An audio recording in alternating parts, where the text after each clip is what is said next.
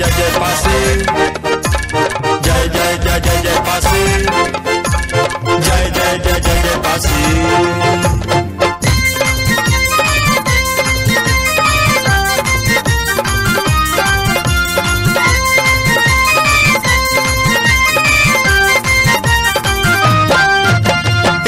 की ललकार में, हिंद की तलवार में, राजाओं के प्यार में, पूरे संसार में। जंग की ललकार में, हिंद की तलवार में, राजाओं के प्यार में, पूरे संसार में। सुबह से शाम ढली ढली रे, पासियों की सेना चली, पासियों की सेना चली, चली रे, पासियों की सेना चली, पासियों की सेना चली।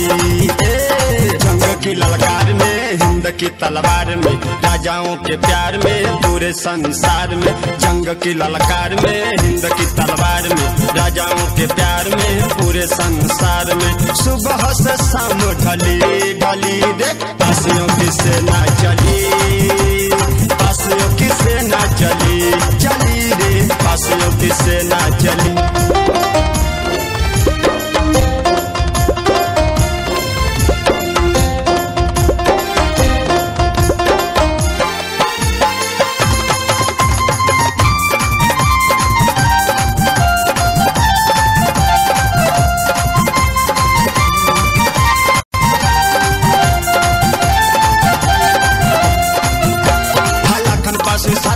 लड़े वाला बहन रे, पास को खातिर हो जाबो कुर्बान रे।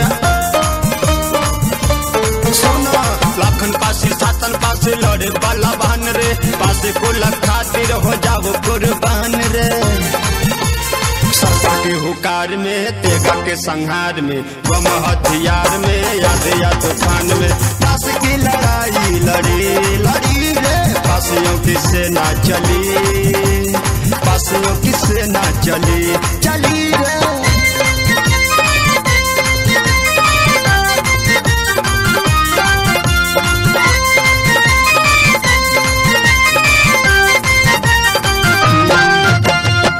ललकारता हमको पुकारता, बात मानो तुम सही होगा भाई वही। पासी कुल की जनता जगी जगी रे, पासियों की सेना चली, पासियों की सेना चली, चली रे।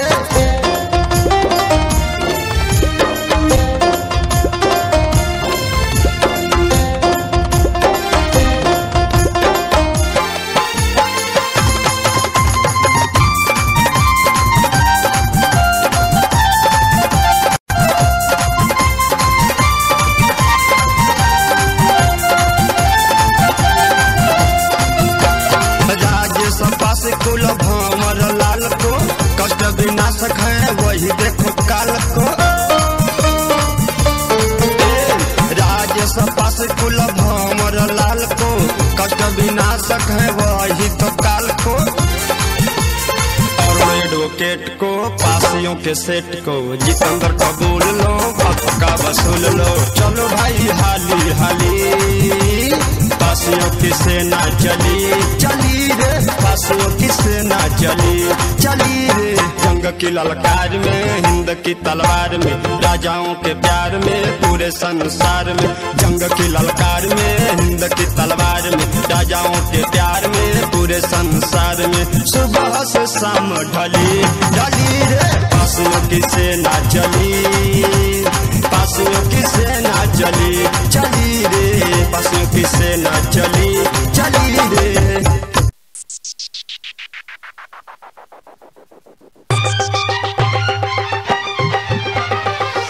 Presented by Akash Music Films Bodhgaya.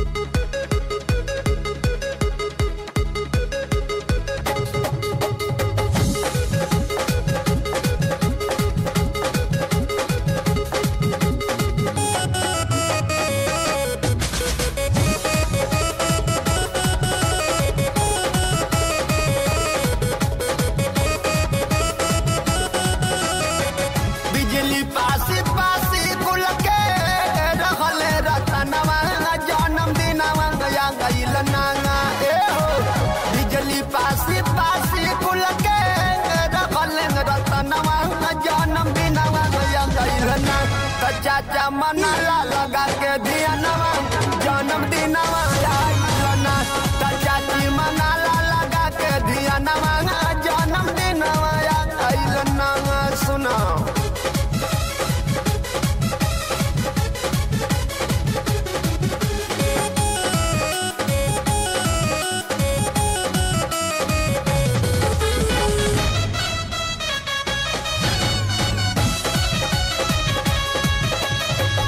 Kurukshetra में लड़ले माई बीजमा के से रहो सुना सबे कुरुक्षेत्र में लड़ले माई बीजमा के से रहो नटावा पास के लाल कैले रखले मेल नवा जन्म दिनवा गइल ना सुना नटावा पास के लाल कैले रखले नवा जन्म दिनवा गइल ना त भैया मनाला लगा के धियानवा जन्म दिनवा आइल ना त बहिनी मनाला लगा के धियानवा जन्म दिनवा आइल ना सुना सभे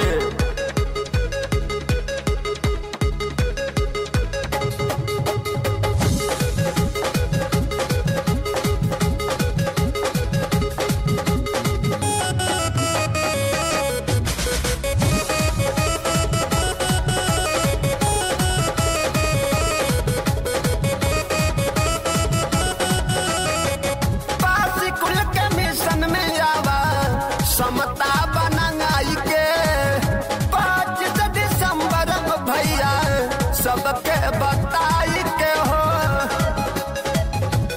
सुना पास कुल के मिशन में आवा समता बनाई के 25 दिसंबर भैया सबके बताई के एकजुट बना के